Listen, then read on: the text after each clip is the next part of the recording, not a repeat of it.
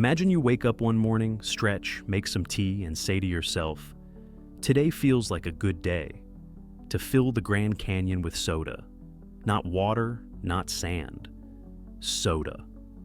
Billions of liters of sweet, fizzy, tooth-melting soda. The kind that makes dentists weep. And then, for reasons known only to you and perhaps your childhood trauma, you drop in a single Mentos. What happens next? At first glance, this feels like a setup for the world's most expensive YouTube prank. But let's take this very seriously. As seriously as, say, a chemical engineer being asked if soda could become a viable propulsion system. Spoiler, they say no, but we'll get there. So, the Grand Canyon, a vast hole in the earth, roughly 1.6 kilometers deep and over 400 kilometers long. It holds about 4.2 trillion cubic meters of volume. You'd need roughly a septillion cans of soda, give or take a billion. That's more soda than humanity has ever produced. To fill it, you'd need to divert the entire output of the global beverage industry forever, which may be the only scenario in which dentists win. Now, suppose somehow you succeed. Maybe you strike a deal with a soda conglomerate, or maybe you're just that committed. You have a canyon full of fizzy potential. What happens if you drop a Mentos in? You already know the basics. The Mentos has a rough surface covered in microscopic craters. Soda is supersaturated with CO2. When the Mentos sinks into the soda, those craters become bubble launch pads, triggering rapid degassing. The carbon dioxide escapes in a frenzied rush, and the liquid tries to make room for all that gas by erupting violently.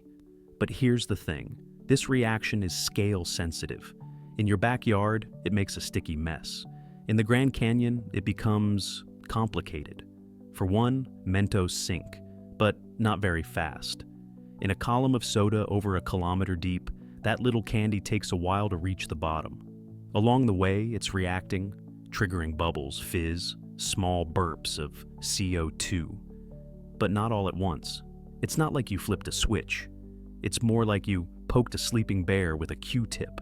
To make the entire canyon erupt simultaneously, you'd need Mentos distribution on an industrial scale. Think crop dusting planes, maybe orbital deployment, possibly even Mentos torpedoes. This becomes less of a prank and more of a military operation. Let's assume, for the sake of curiosity, that you do manage to activate the whole canyon of soda in one synchronized fizz. It would be underwhelming. See, soda isn't explosive. The Mentos reaction doesn't generate heat, fire, or pressure like TNT. It's just a gas release event. The pressure buildup in a soda bottle is dramatic because it's sealed. The Grand Canyon isn't sealed. It's just a really big bowl. So instead of a massive soda nuke, you'd get a bubbling, frothy canyon. Foam would spill over the sides like a slow-motion volcanic latte. The pressure would push some of the soda upward, sure, maybe dozens of meters in localized jets. But the sheer scale works against you here. There's too much open air for a real explosion. It's more like opening 10 trillion soda bottles at once, and just watching them foam. The real consequences, however, begin after the fizz. Now you've got 1 trillion tons of sugary liquid sitting under the sun. Every bug in North America starts migrating toward Arizona. The local ecosystem collapses, coyotes get diabetes, rivers of syrup start leaking into the Colorado River, which becomes unusable for decades. Eventually, the soda ferments. Anaerobic bacteria bloom. The Grand Canyon becomes the world's largest anaerobic bioreactor, and it gets worse. Carbon dioxide, even released non-explosively, doesn't just disappear. Trapping that much CO2 in one spot would create a localized greenhouse spike. Fog, heat, and the smell of flat soda would blanket the region. It might even alter weather patterns. A soda monsoon is not entirely off the table. And then there's the cleanup. Let's say you want to restore the Grand Canyon to its previous state. You'll need to drain trillions of liters of sticky, bacteria-laden liquid. But soda is corrosive. Pumps break down, filters clog. It eats through infrastructure like it eats through enamel. Eventually, the US government gets involved. A new department is formed, the Department of Cola Disaster Management. Congressional hearings are held. You testify under oath that it was just an experiment. People don't laugh. The Mentos company quietly changes its slogan.